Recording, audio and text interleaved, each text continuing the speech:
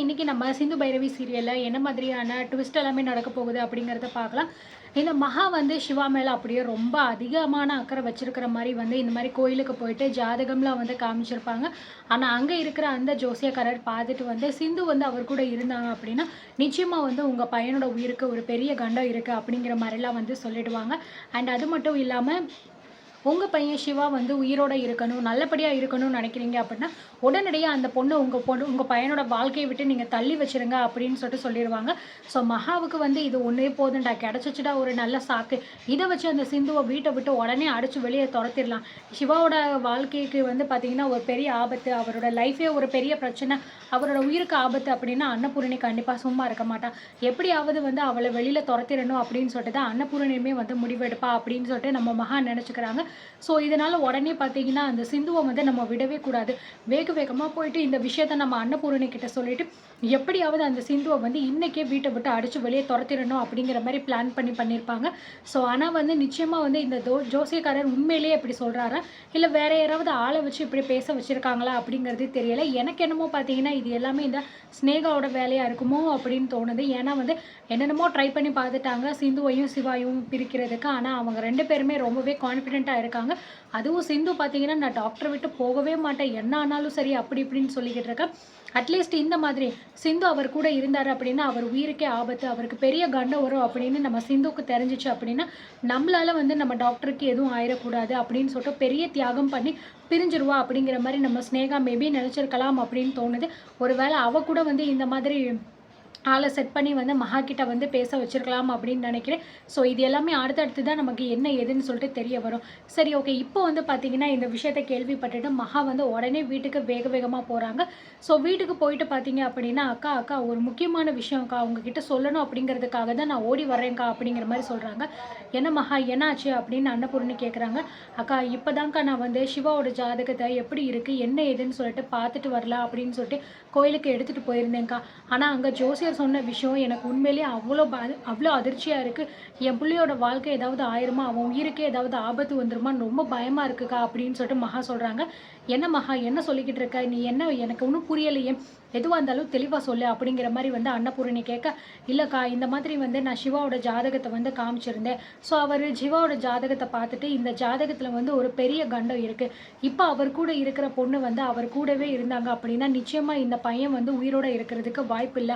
உடனடியா அந்த பொண்ணு அந்த பையனோட வாழ்க்கைய விட்டு வெளிய தள்ளுனா மட்டும் தான் அவங்க வந்து சந்தோஷமா இருக்க முடியும்" அப்படிங்கிற மாரி வந்து சொல்லிட்டாருக்கா அப்படின்னு சொல்ல, இத கேட்டு நம்மளோட அன்னபூரணி பார்த்தீங்கன்னா, ரொம்பவே வந்து ஷாக் ஆகி அதிர்ச்சி ஆகுறாங்க. "என்ன மகா, நீ சொல்றதெல்லாம் உண்மையா? யார் அப்படி சொன்னது?" அப்படின்னு கேட்குறாங்க. "நான் வழக்கமா கோயிலுக்கு தான்க்கா வந்து போனேன். அங்க ஒரு ஜோசியர் வந்து ரொம்ப வருஷமா பார்க்குறாரு. அதனால நான் கேள்விப்பட்டத அவர்கிட்ட கொண்டு போய் காமிச்சேன். அவர்கிட்ட காமிச்சதுக்கு தான்க்கா இப்படி ஒரு விஷயத்த சொல்றாங்க. அக்கா, எனக்கு என்னமோ பயமா இருக்கு. அந்த ஜோசியர் சொல்ற மாரி சிந்துவால தான் வந்து சிவாவுக்கு பெரிய கண்டம் வரப்போகுதுன்னு நினைக்கிறேன். நீங்க உடனே அவகிட்ட பேசி அவள இந்த வீட்ட விட்டு அடிச்சு வெளிய தொரத்துங்கக்கா. அப்பதான் சிவாவோட வாழ்க்கை ரொம்ப நிம்மதியாவும், சந்தோஷமாவும் இருக்கும். நீங்க நினைச்சபடி சிவாவுக்கு வேற ஒரு கல்யாணம் பண்ணி வைக்கிறதுக்கும் இதுதான் நல்லா இருக்கும்" அப்படிங்கிற மாரி வந்து சொல்றாங்க. "சரி, நான் வந்து சிந்து வந்த உடனே இத பத்தி நான் அவகிட்ட பேசுறேன்" அப்படிங்கிற மாரி சொல்றாங்க. "என்னக்கா நீங்க, நான் இவ்ளோ பெரிய விஷயத்த சொல்லிக்கிட்டு இருக்கேன். நீங்க வந்து பேசுறேன் அப்படின்னு சொல்லிக்கிட்டு இருக்கீங்க. நம்ம சிவாவோட உயிருக்கே ஆபத்துக்கா" அப்படிங்கிற மாரி சொல்ல, "எனக்கு புரியுது மகா எல்லாமே. நான் சிந்து வந்ததுக்கப்புறம் அவகிட்ட பேசுறேன். அவள வந்து கூடிய சீக்கிரத்தில நானே வெளிய அனுப்பணும்னு நினச்சிட்டு தான் இருந்தேன். இப்போ இந்த விஷயத்த வச்சு நம்ம அவள வந்து வீட்ட விட்டு வெளிய அனுப்பலாம்" அப்படிங்கிற மாரி வந்து பார்த்தீங்கன்னா பிளான் பண்றாங்க. ஸோ அன்னபூரணியே இப்படி சொல்லிட்டாங்க. இதுக்கு மேல என்ன, நமக்கு என்ன பயமா அப்படிங்கிற மாரி நம்ம மகா வந்து மனசுக்குள்ள நினச்சிட்டு, "அடியே சிந்து, உனக்கு இன்னைக்கு தாண்டி இந்த வீட்ல கடைசி நாளு. என்னையே வந்து இந்த வீட்ட விட்டு நீ வெளிய அனுப்புனல்ல. இப்போ வந்து உன்ன நான் வந்து இந்த வீட்ட விட்டு வெளிய அனுப்பி, என் புள்ளையிட்டருந்து உன்னைய வந்து பிரிக்காம விடமாட்டேன்" அப்படி இப்படின்னு சொல்லிட்டு பார்த்தீங்கன்னா மனசுக்குள்ள நினச்சுக்கிட்டு இருக்காங்க. ஸோ ஒரு பக்கம் பார்த்தீங்க அப்படின்னா, இந்த செழியன் தான் வந்து பார்த்தீங்கன்னா காயத்ரியோட கல்யாணத்தையே வந்து நிப்பாட்டியிருக்காரு. அதுக்கு சாரி, இசக்கி தான் வந்து கல்யாணத்த நிப்பாட்டியிருக்காரு. ஏன்னா செழியன கடத்திட்டு போனது இசக்கி தான். அப்படிங்கிற விஷயம் பார்த்தீங்கன்னா, இப்போ தான் வந்து எல்லாருக்குமே தெரிய வரக்கூடிய ஒரு சிச்சுவேஷன் வந்திருக்கு.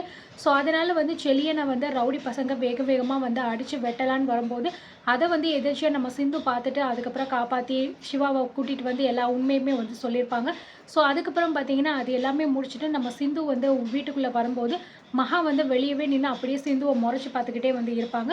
ஸோ மகா வந்து பார்க்குறத பார்த்துட்டு அப்படியே சிந்து வந்து எனக்கு என்ன அப்படிங்கிற மாரி கண்டுக்காம உள்ள போயிருவாங்க. உடனே வந்து மகா உள்ள வேக வேகமா ஓடி வந்துட்டு, "அக்கா, அந்த சிந்து வந்துட்டாக்கா. வாங்க நீங்க வந்து பேசுங்க. அவகிட்ட பேசி மூட்டை முடிச்ச கட்டிட்டு இப்பவே இந்த இடத்த விட்டு அவள காலி பண்ண சொல்லுங்க அப்படிங்கிற மாரி வந்து சொல்றாங்க. சரி வா நம்ம போய் பேசலாம் அப்படின்னு சொல்லிட்டு பார்த்தீங்கன்னா, அவங்க 2 பேருமே கிளம்பி போறாங்க.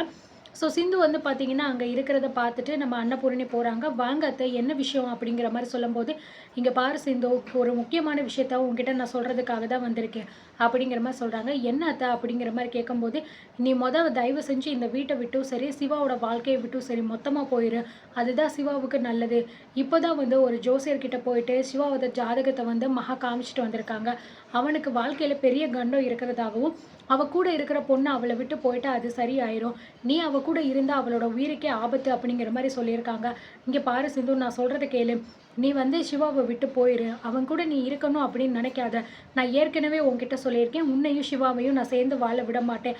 நிச்சயமா வந்து உன்ன நான் ஏத்துக்க மாட்டேன் அப்படின்னு சொல்லிட்டு. அதையும் தாண்டி நீ வந்து வீம்பு பிடிச்சிட்டு உன்ன நீயே கஷ்டப்படுத்திட்டு இங்க இருக்கணும்னு எந்த அவசியமும் கிடையாது. நீ உடனே இந்த வீட்ட விட்டு போறது தான் உனக்கு நல்லது அப்படிங்கிற மாரி வந்து சொல்றாங்க. என்ன அத்த எதுக்காக இப்படிலாம் வந்து பேசிக்கிட்டு இருக்கீங்க? நான் தான் உங்ககிட்ட எப்பயோ சொல்லிட்டேனே. என்ன நடந்தாலும் சரி, என்ன ஆனாலும் சரி, டாக்டர விட்டுட்டு என்னால போகவும் முடியாது. அவரும் என்ன விட்டு போகவும் மாட்டாரு. இதுல நாங்க உறுதியா இருக்கோம் அப்படிங்கிற மாரி சொல்றாங்க. பாத்தீங்களாக்கா, நாங்க நம்ம எவ்ளோ பெரிய விஷயத்த சொல்லிக்கிட்டு இருக்கோம். சிவாவோட உயிருக்கே ஆபத்து அப்படின்னு சொல்லிட்டு. ஆனா இவளுக்கு அதெல்லாம் தேவை கிடையாது.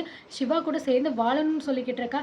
ஏன்டி நீ அவன் கூட இருந்தா அவனுக்கு ஏதாவது ஆயிருச்சுன்னா என்னடி பண்ணுவ? அப்படிங்கிற மாரி கேட்கும்போது, இங்க பாருங்க அத்த, என்னால டாக்டருக்கு எதுவும் ஆகாது.